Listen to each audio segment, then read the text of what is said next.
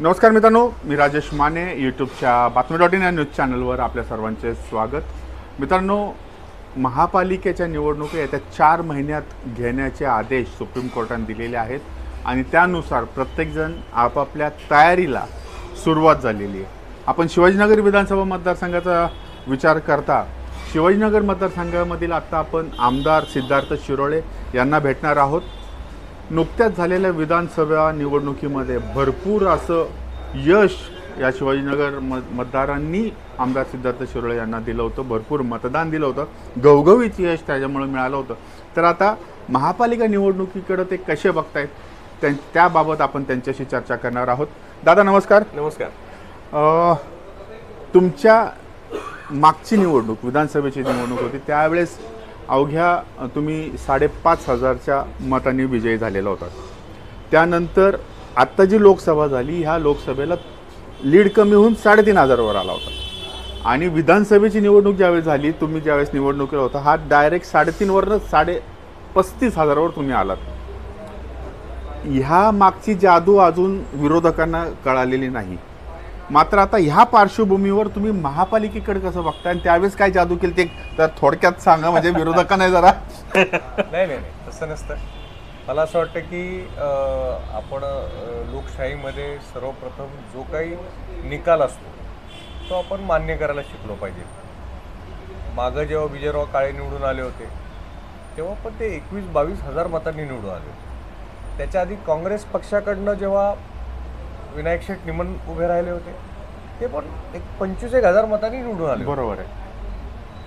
19मध्ये जी लढाई झाली ती अतिशय अटीतटीची झाली, त्याच्यामध्ये मी 5,000नी आलो आणि आता यावेळेला 36,702 मतांनी आलो. तर तुम्ही सगळा रेंज पाहिला तर एकंदरीत असं नसतं की जी काही निवडणुकीचा निकाल आहे तो जनतेचा जो कल आहे तो शेवटी मान्य करायला शिकलं पाहिजे असं माझं मत आहे. बरोबर. मी हिस्टॉरिकली बघितलं तर आता 4 उदाहरणं दिली. बरोबर. तेव्हा असं काही फार वेगळं घडलंय असं मला वाटत नाही. महायुती सरकारला लोकांनी ठरवलं होतं की निवडून द्यायचं. बरोबर. आणि लाडकी बहीण योजना जी आज सुद्धा अबाधित चालू आहे, इथून पुढे सुद्धा चालू राहणार आहे. अशा प्रकारच्या कल्याणकारी योजना त्यावेळेला देवेंद्र फडणवीस साहेब, त्यावेळेचे तत्कालीन मुख्यमंत्री एकनाथ शिंदे साहेब आणि अजितदादा पवार साहेबांच्या नेतृत्वावरती जो काही विश्वास नागरिकांना वाटत होता तो त्यांनी व्यक्त केला आणि त्यामुळं हा ऐतिहासिक निकाल लागला. त्याला सुद्धा आता 5 महिने ओलांडून गेले. मला विरोधकांना विनंती करायची की आपण हा निकाल आता मान्य करावा. फार ॲनालिसिस त्याच्यात करून काही मिळणार नाही असं मला वाटतं. आपण किती ॲक्टिव्ह होतो, विरोधक म्हणून किती ॲक्टिव्ह होतो ह्याचं आत्मपरीक्षण करावं. पण त्यामुळं मला असं वाटतं की त्या मुद्द्यावरती मला काही अजून त्यावरती स्पष्टीकरण द्यावं असं वाटत नाही. ओके. आणि म्हणजे जसा लोकसभेचा निवडणूकचा निकाल लागल्यानंतर तुम्ही 2,000नी बॅकफुटवर होतात मागच्या निवडणुकीपेक्षा. आणि त्यानंतर 6 महिन्याची तयारी केली, त्या संपूर्ण तयारीचा प्लस ह्या योजनांचा इम्पॅक्ट लोकांवर झाला. म्हणजे जे 4-6 महिने तुम्ही लोकांमध्ये रोज होतात त्याचा इम्पॅक्ट झाला आणि तुमची अख्खी टीम कामाला होती त्याचा इम्पॅक्ट झाला. मला असं वाटतं की कुठलीही म्हणजे आमचा जसा कसबाचा निकाल लागला 2023च्या एप्रिलमध्ये, ती साधारणतः एकंदरीतच एक प्रत्येक म्हणजे मी तरी विचार केला होता की आपल्याला ह्याच्यानंतर तेव्हा 1.5 वर्ष शिल्लक होतं. बरोबर. आणि त्यावेळेला आमच्यासुद्धा पार्टीनी त्यावेळेला जो काही जोर लावला तेव्हा पण लावला, पण एखादा रिझल्टमधनं आपण काय लर्न करतो. ओके. मला वाटतं की माझ्यासाठी स्थानिक आमदार म्हणून काम करताना आपण त्याच्यातनं काय शिकतो. तर मी जेव्हा बघितलं त्याच्यानंतर अजून आपण कशा पद्धतीने शिकावं, अजून जनतेशी संपर्क कसा वाढवावा.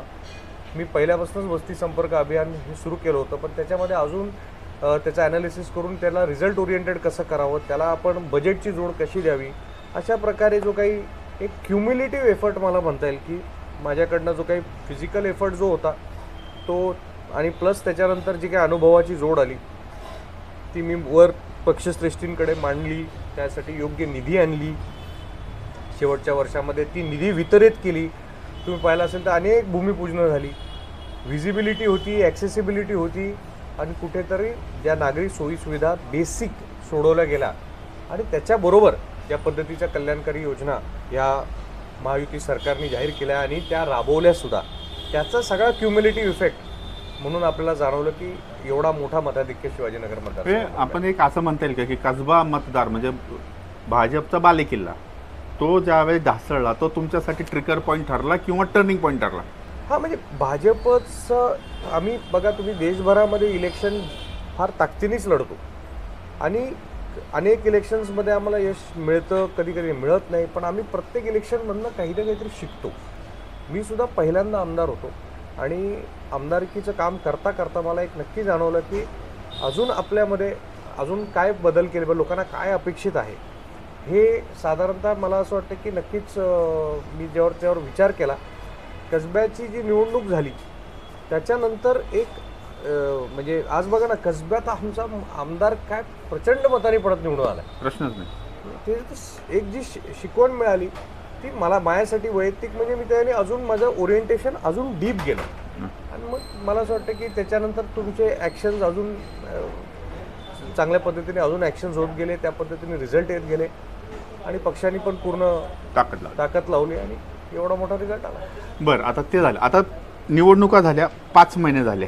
ह्या 5 महिन्याच्या काळामध्ये वेगवेगळ्या भागांमध्ये आता 2-3 वेळा पण आपली भेट झाली, कामांना पुन्हा वेग दिलेला आहे, कामं चालू आहेत, चांगली चांगली कामं होत आहेत. त्यातल्या त्यात एक 2-3 कामं फक्त जी मेजर मतदारसंघ म्हणून किंवा पुणे शहर म्हणून काय सांगू शकाल? हे आता ह्या 5 महिन्यामध्ये समजा तुम्ही बघितलं तर मला असं वाटतं की आता आपला युनिव्हर्सिटीचा पूल हो आज जवळजवळ संपण्यात आला आहे. आता म्हणजे याच वर्षी त्याचं उद्घाटन होणार आहे. एक तर रस्ता तयार आहे, म्हणजे स्क्वेअरपासून ते ब्रह्मन चौकापर्यंत जो राजभवनवरनं जातो आपलं तिकडनं इकडे येतो तो रस्ताच तयार आहे, फक्त सायनेजेस आणि बोर्ड्स विषय. दुसरा सुद्धा आपण टार्गेट करतोय की बाबा ऑगस्ट एंडपर्यंत ते दोन्ही रस्ते कंप्लीट व्हावे. त्यामुळे एक फार मोठा आपल्या मतदारसंघातला सातत्याने पाठपुरावा करून सोडवलेला प्रश्न हा मला वाटतं आता म्हणजे तो सोडवला जाणार आहे, ह्याचा मला आनंद आहे. आणि त्याचबरोबर आता बरेचसे जे रखडलेले प्रकल्प होते, जसे ST स्टँडचं आपलं MOU जो आता करायचा आहे तो अंतिम टप्प्यात आहे. आपल्या इथं शिवाजीनगरच्या ST स्टँडचा रेल्वे अंडरब्रिजेसच्या वायडनिंगचं सुद्धा काम प्रगतीपथावरती चालू आहे. त्यामुळे बरीचशी प्रोजेक्ट जे हे महत्त्वाचे प्रोजेक्ट ट्रॅफिकच्या दृष्टिकोनाने पाण्याची सुद्धा 24/7चं जे काही जे आता वॉटर सगळ्या टाक्यांचा आढावा घेऊन आता ते अंतिम स्टेजला आहे. त्यामुळे ते सुद्धा पुढच्या वर्षभरात सर्व टाक्या ह्या ऑपरेशनल असतील. तेव्हा पाणी असेल, ट्रॅफिक असेल, त्याच्यानंतर मेट्रोचं सुद्धा काम आपण शिवाजीनगर हिंजवाडीचं बघतो, ऐतिहासिक असं काम हे आता शेवटच्या टप्प्यात आहे. त्यामुळे बरीचशी कामं आता ही म्हणजे पहिल्या 6 महिन्यातच मार्गी लागले, म्हणजे गती आली आणि मला वाटतं की पुढच्या 1.5 ते 2 वर्षानंतर आपण नवीन प्रकल्पांबद्दल चर्चा करत असू, जुने प्रकल्प सगळे झालेले असतील. बरं, आता आपण येऊयात महापालिका निवडणुकांकडे. गेल्या अनेक वर्ष ह्या निवडणुका रखडल्या होत्या, तांत्रिक कारणं किंवा न्यायालय किंवा ह्या सगळ्या चौकटीमध्ये अडकून होत्या. मात्र आता त्याला सिग्नल मिळालेला आहे. मात्र नगरसेवक नसल्यामुळे अनेक तोटेसुद्धा होते, कामाचा सगळा बर्डन तुमच्यावर होता संपूर्ण मतदारसंघ. आता ह्या निवडणुकांकडं तुम्ही कशा पद्धतीने बघताय? 4 महिन्याचा टार्गेट तुमच्या हातात आहे. मला असं वाटतं की खूप महत्त्वाचा निर्णय हा सुप्रीम कोर्टाच्या आदेशाने काल मार्गी लागला.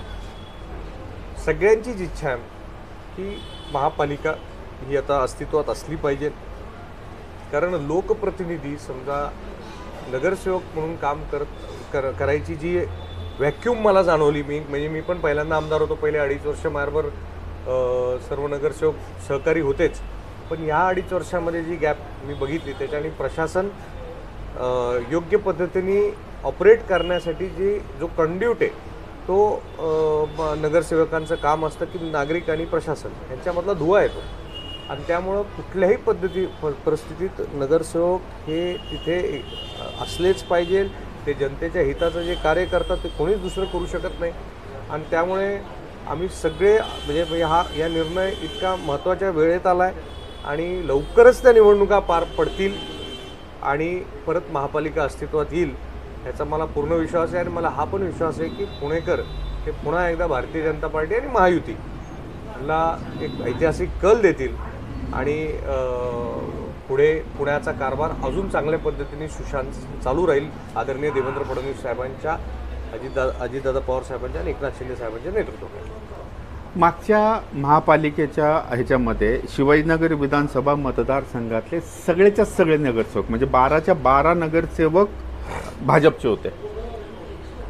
आता ही तुमच्या खांद्यावर जबाबदारी की पुन्हा ते 12 म्हणजे महायुती जरी असली तरी आज तुमचे 12च्या 12 नगरसेवक फक्त भाजपचे आहेत. तर ह्या मधल्या काळात जो पॅच पडला आहे हा सगळा कव्हर करणे ही जबाबदारी तुमच्या खांद्यावर आहे. आणि पुन्हा 12 नगरसेवक निवडून आणण्याचा दबाव तुमच्यावर आहे का? म्हणजे टेन्शन त्याचं आहे का की नाही बाबा आपल्याला ते टार्गेट मायनस करून चालणार नाही? नाही, कसं असतं, प्रेशर घेण्यापेक्षा आपण काम केलं पाहिजे. आणि मला पूर्ण विश्वास आहे की जे काही गेल्या 5 वर्षामध्ये भारतीय जनता पार्टीच्या नगरसेवकांनी काम केलं आहे शिवाजीनगर मतदारसंघामध्ये, येणारा जो लोकसभेचा असेल आणि विधानसभेचा असेल दोन्ही निकालामध्ये भाजपलाच कल दिला. तुम्ही मताधिक्य पुढं मागे जरी केला तरी मताधिक्य हे भाजपलाच आहे. बरोबर.